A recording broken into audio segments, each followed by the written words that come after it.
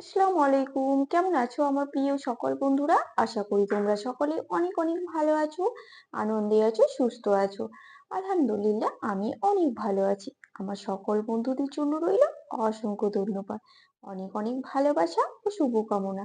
আজকে আমি তোমাদের সঙ্গে শেয়ার করতে চলেছি একেবারে ইউনিক একটি রেসিপি, যা নতুন স্বাদে নতুন রূপে ভীষণই লোভনীয় ভাপা পিঠের রেসিপি। তো আজকে আমি তোমাদের করে দেখাবো রোল ভাপা পিঠের রেসিপি, তাও আবার শুধুমাত্র দুটো গাজর দিয়ে। তো চলো দেখে নাও আমি কিভাবে এই লোভনীয় পিঠের রেসিপি বানিয়ে থাকি, খুব সহজে এবং খুব তাড়াতাড়ি।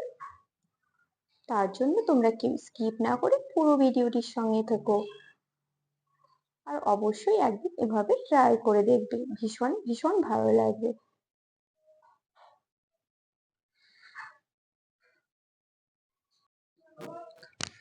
তার জন্য এখানে আমি নিয়ে নিয়েছি 500 গ্রাম গোবিন্দভোগ চাল, যে চালটাতে আমরা পায়েস বা পোলাও রান্না করে থাকি সেই চালটা নিয়ে নিয়েছি।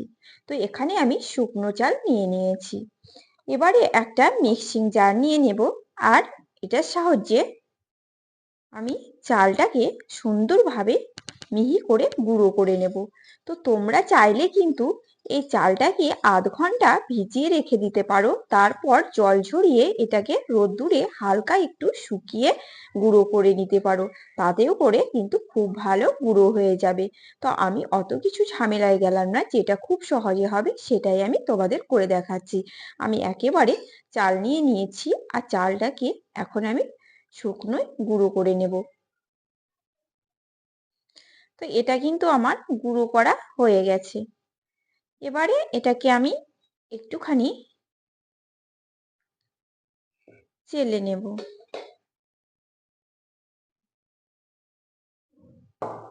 তাতে করে যে মোটা অংশটা থাকবে সেটা কিন্তু বাদ হয়ে যাবে। তো এখানে দেখো আটাটাকে কিন্তু আমি এভাবেই কিন্তু ছড়িয়ে নিচ্ছি।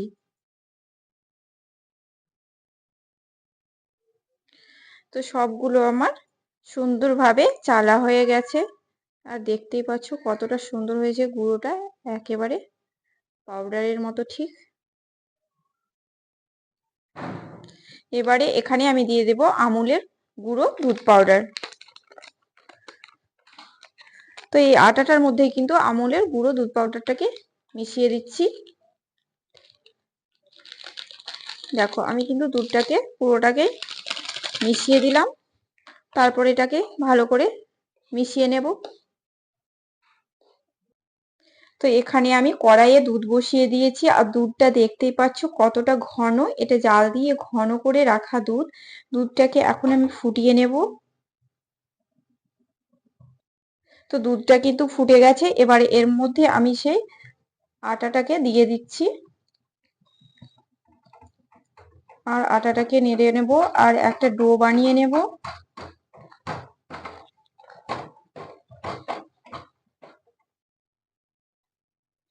তো হাই ফ্লেমে দিয়ে দেখো ডোটা কিন্তু বানিয়ে নিলাম। এবার আমি গ্যাসের চুলোটাকে বন্ধ করে দেব, তারপর এটাকে ঠান্ডা করে নেব। তো দেখো আমি আটাটাকে কিন্তু এবার ঠান্ডা করে নিয়েছি, এটা মোটামুটি ঠান্ডা হয়েই গেছে, শুধু হালকা হালকা একটু গরম হয়ে আছে, এটা কিন্তু গরম লাগছে না আমার হাতে। এই অবস্থায় কিন্তু আমি এটাকে সুন্দরভাবে মেখে নেব। তো এখানে কিন্তু আমি কোনো জল ব্যবহার করব না, তোমরা চাইলে কিন্তু জল ব্যবহার করতে পারো। এখানে আমি হাতে হালকা করে দুধ দেব, আর এভাবে কিন্তু ঠেসে ঠেসে এটাকে সুন্দরভাবে মেখে নেব।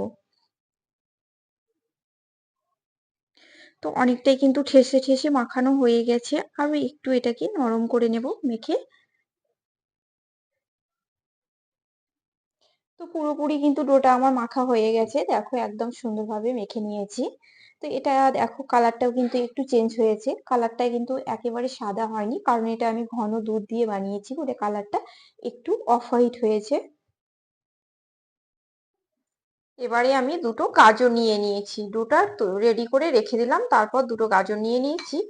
গাজরটাকে এটার সাহায্যে আমি গ্রেট করে নেব। তো দেখো এভাবে কিন্তু গ্রেট করে নেব, এটাতে খুব সুন্দর হয়, একদমই সরু সরু মিহি মিহি দানা হয়, তার কারণে আমি এটার মাধ্যমেই সুন্দরভাবে গ্রেট করে নেব গাজর দুটোকে।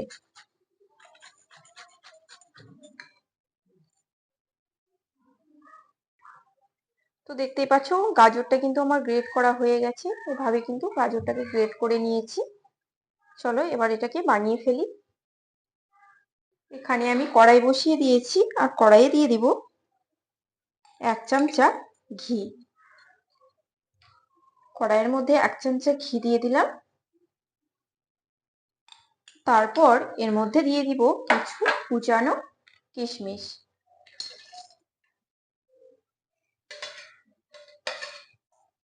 তারপর কিশমিশগুলোকে একটুখানি নেড়েচেড়ে ভেজে নেব। তো কিশমিশগুলো কিন্তু ভাজা হয়ে গেছে, ফুলে ফুলে উঠেছে, মানেই কিন্তু কিশমিশগুলো ভাজা হয়ে গেছে। এবারে আমি এর মধ্যে দিয়ে দিচ্ছি কুচিয়ে রাখা গ্রেট করা সেই গাজরটাকে। তো গাজরটা এর মধ্যে দিয়ে দিলাম। তারপর গাজরটাকে আমি 1 মিনিট মতো নেড়ে চেড়ে নেব আর এটাকে ঢাকা দিয়ে 5 থেকে 10 মিনিট কুক করে নেব। এটাকে ঢাকা দিয়ে গ্যাসের আঁচটাকে একেবারে লো ফ্লেম করে দেব, তাতে করে গাজরটা কিন্তু সুন্দরভাবে সেদ্ধ হয়ে যাবে। এবারে এটাকে আমি ঢাকা দিয়ে কিছুক্ষণের জন্য রেখে দিলাম। এবারে আমি ঢাকনা তুলে দেখে নেব 5 মিনিট পরে যে ঠিক কেমন হয়েছে। তো অনেকটাই কিন্তু এটা সেদ্ধ হয়ে গেছে, সেদ্ধ হয়েই গেছে। তো সেদ্ধ হয়ে গেছে। এবার এখানে আমি মিষ্টির জন্য এখানে পরিমাণ মতো খেজুর গুড় দিয়ে দেব। তো এখানে আমি খেজুর গুড় দিয়ে দিচ্ছি, তোমরা চাইলে কিন্তু এখানে চিনি দিয়েও বানিয়ে নিতে পারো। তো খেজুর গুড় দিলে কি হয়, বেশি টেস্ট হবে এটা, তাই আমি খেজুর গুড় দিয়ে দিলাম। এবারে এটাকে আমি নেড়ে চেড়ে নেব খেজুর গুড়টা যখন মিশে যাবে। তো দেখো এটা কিন্তু খেজুর গুড়টা দেওয়ার পর আমি এটাকে আরো 3 থেকে 4 মিনিট নেড়ে নেব। গুড় দেওয়াতে এটা একটু ঢিলে হয়ে গেছে, তাই এটাকে একটু টান টান করে নেব।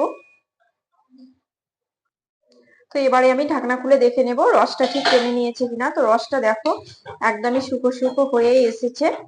এবারে আমি এর মধ্যে দিয়ে দিচ্ছি এই যে দুধের চাচিটাকে দিয়ে দিলাম। তারপর এটাকে আমি নেড়ে নেব।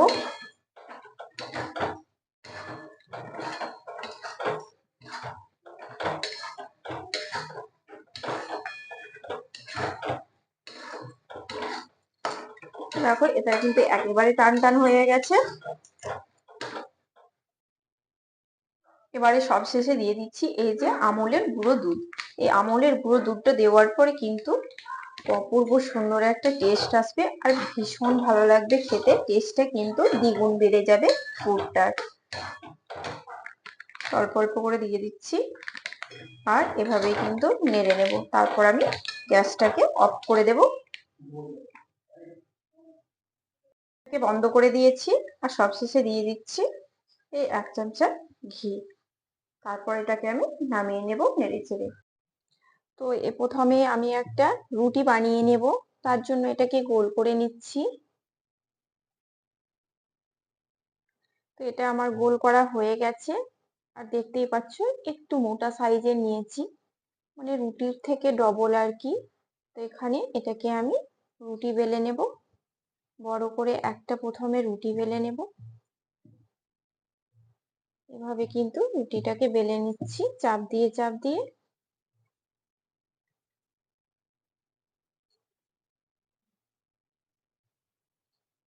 তো আমার রুটিটা আলহামদুলিল্লাহ বেলা হয়ে গেছে। রুটিটা তোমরা দেখতেই পাচ্ছ, রুটিটা কিন্তু আমি একটুখানি 4 কোনা করে নিয়েছি। তোমরা চাইলে এটা গোল শেপ দিয়ে দিতে পারো, যে যেমন খুশি একটা রুটি বানিয়ে নিতে পারো। তো আমি এখানে একটা 4 কোনা মতো রুটি বানিয়ে নিয়েছি। এবারে এর মধ্যে দিয়ে দেব সেই রেডি করে রাখা গাজরের পুরটাকে রুটির মধ্যে আমি লাগিয়ে দিচ্ছি। তো এখানে কিন্তু আমি পুরো রুটির মধ্যে এই গাজরের পুরটাকে প্রথমে সুন্দরভাবে লাগিয়ে নেব। তো এখানে দেখতেই পাচ্ছ আমি খুব সুন্দর করে পুরো রুটির গায়ে কিন্তু এই গাজরের পুরটাকে লাগিয়ে দিয়েছি। এবারে এটাকে আমি একটুখানি ফোল্ড করে নেব। তো দেখো আমি কিন্তু এভাবেই ফোল্ড করব।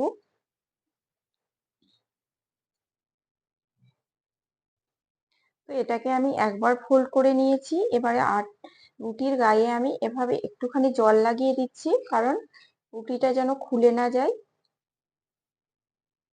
হালকা একটু জল লাগিয়ে দিলাম।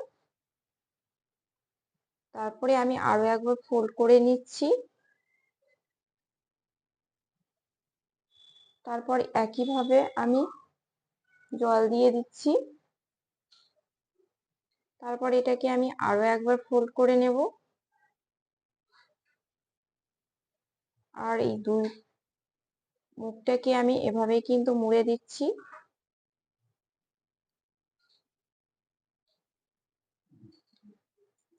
তো রেডি হয়ে গেছে। তো এখানে আমি দুটো রুটি বানিয়ে নিয়েছি, আর দুটো রুটি কিন্তু আমার রেডি হয়ে গেছে। এবারে দুটো রুটির উপরে আমি 1 চামচা করে ঘি দিয়ে দিচ্ছি। এভাবে কিন্তু ঘি দিয়ে দেব, আর এভাবে কিন্তু ব্রাশ করে দেব। তো দেখো আমি ঘি দিয়ে ব্রাশ করে দিচ্ছি সুন্দরভাবে। তোমরা চাইলে বাটার গুলিয়েও দিয়ে দিতে পারো। তো এখানে আমি সুন্দরভাবে ঘি দিয়ে দুটো পিঠে সুন্দর করে ব্রাশ করে দেব। তো একটা পিঠ কিন্তু সুন্দরভাবে ব্রাশ হয়ে গেছে, অপর পিঠটা আমি দেখো উল্টিয়ে দিচ্ছি, আর এভাবে কিন্তু ব্রাশ করে দিচ্ছি ঘি দিয়ে। তো ব্রাশ করা কিন্তু হয়েই গেছে দুটোই। এবারে আমি এখানে একটা নেট নিয়ে নিয়েছি, আর নেটটাতেও কিন্তু এভাবে ঘি ব্রাশ করে দিচ্ছি। এবারে আমি এই নেটের মধ্যে দুটো পিঠেকে রেখে দিচ্ছি।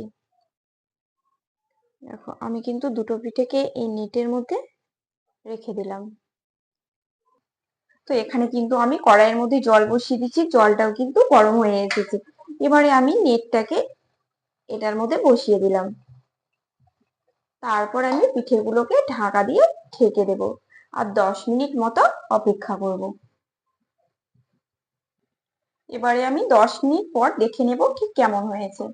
তো ঢাকনাগুলো আমি তুলে দেব, তারপর আমি দেখে নিচ্ছি ঠিক কেমন হয়েছে।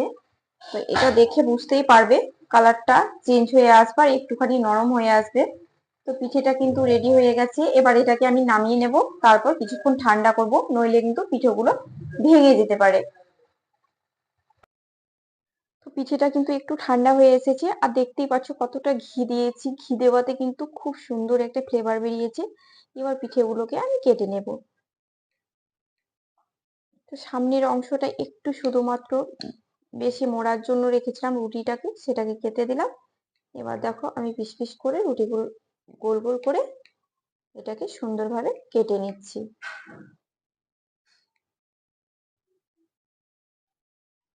তো পিঠেগুলোকে এবার আমি তুলে রেডি করে নেব একটা একটা করে। তো পিঠেগুলোকে একদমই কেটে রেডি করে নিয়েছি। মাশাআল্লাহ, দেখতে কতটা সুন্দর হয়েছে দেখো, কতটা লোভনীয় হয়েছে। এটা দেখতে যতটা সুন্দর হয়, খেতে কিন্তু ততটাই ভালো লাগে। তো তোমরা অবশ্যই একবার ট্রাই করে দেখো, এই ভাপা রোল পিঠে ভীষণ ভালো লাগবে। আর আমার আজকের রেসিপিটি কেমন লাগলো তোমরা কিন্তু কমেন্ট বক্সে অবশ্যই জানাতে ভুলো না। আর ভালো লাগলে আমার চ্যানেলটিকে লাইক, শেয়ার, কমেন্ট ও সাবস্ক্রাইব করে আমার পাশে থেকো। সবাই অনেক অনেক ভালো থেকো, সুস্থ থেকো। দেখা হচ্ছে তোমাদের সঙ্গে নেক্সট ভিডিওতে। আল্লাহ হাফেজ।